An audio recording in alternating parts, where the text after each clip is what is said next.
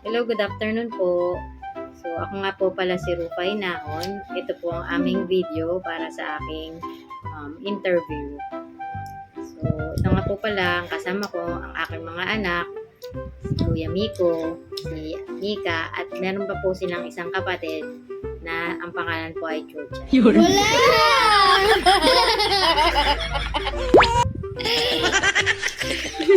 Wala! Ulitin na, game. So, kailangan ko po kasi ng trabaho kasi po sa murang edad po nila, nagtatrabaho na rin po sila. Si Miko po, siya po ay nangangalakal ng basura. Si Mika naman po, umakit sa mga jeep, nangihingi po ng piso-piso. So, Hindi!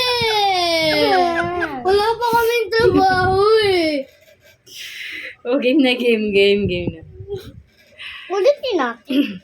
So, sa ngayon po, kaya wala po yung... Yan na, kumugulo. Kaya po wala po yung...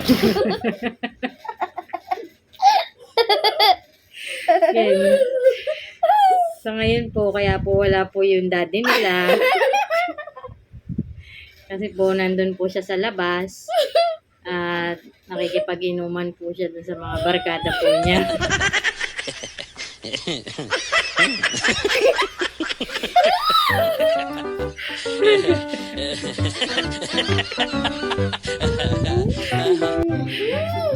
So, diba, mais ka?